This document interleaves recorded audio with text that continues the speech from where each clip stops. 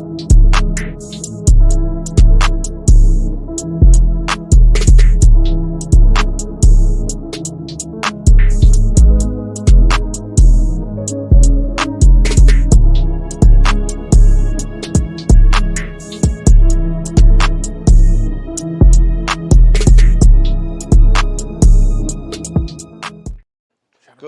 morning, and we are officially back to Boo and Tony in the morning.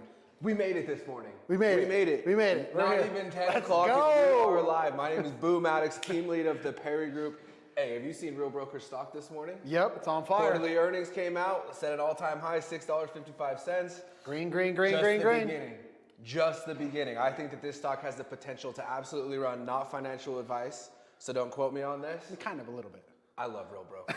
I love Real Broker. What is it up? 300% in the last couple of years? 300% year over year, I believe. Insane. So if you're looking for a new brokerage, we're actually going to talk about that here in a second. We're going to talk about that. Welcome Not in, a bad everybody. option. Not a bad option at all. Not a bad option at all. My name is Tony Acosta, principal broker. Been in it for over 12 years, and I'm excited about today. I was looking at the screenshots. Yeah. Today's going to be fire. Today's going to be good. I have some opinions. We got some stuff. You got a hot take for us? Maybe. Spicy take? It's quite warm. Spicy take? It's quite All right. warm. Let's roll it then, Tingy.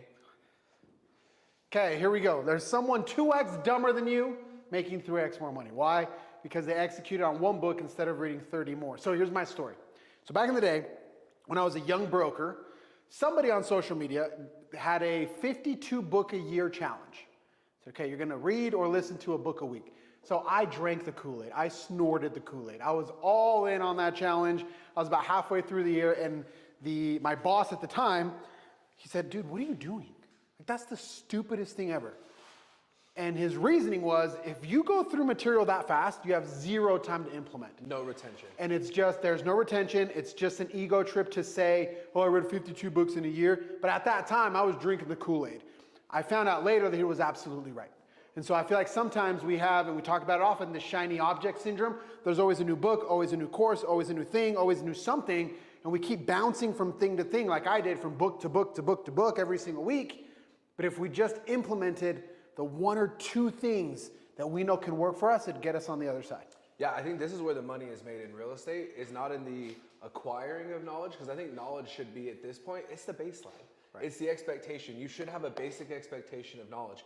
Where money is made in real estate is in the implementation. It's probably not just real estate, that's probably every industry. I agree. If I'm being really honest. So if you are not taking the knowledge that you are receiving and implementing it, look, I'll be the first person to admit, I don't read maybe one book a year. I start probably 20 books a year, but the ADHD takes over.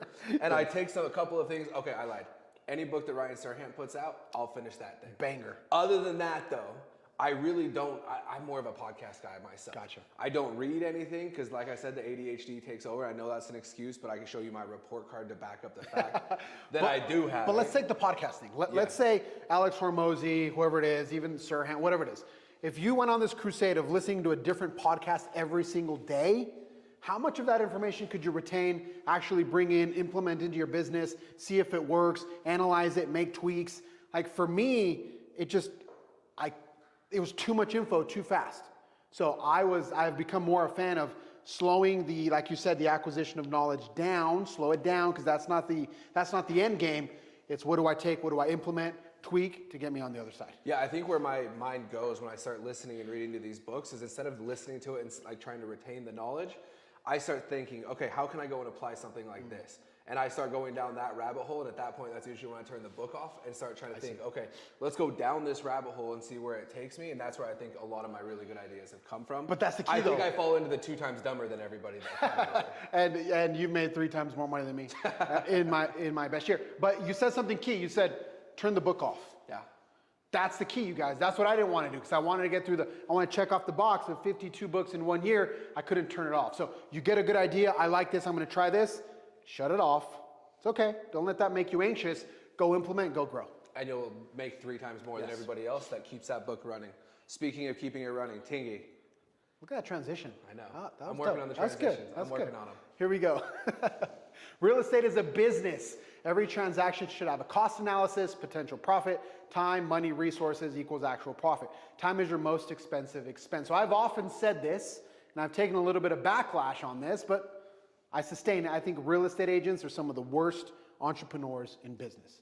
We are not business people. We're glorified salespeople. We don't know how to run a business. It's not necessarily our fault because real estate school doesn't teach that. It doesn't teach you how to market, doesn't teach you how to allocate budgets. It doesn't teach any of that, but it is a skill that needs to be learned in order to get to the next level. Yeah, I think that every real estate agent gets into this to be their own boss, and then they end up being everybody's bitch, if I'm being really honest. And so I think where so many agents go wrong is they don't understand how to allocate their time properly. I'm about to start a new series that just shows exactly how you can,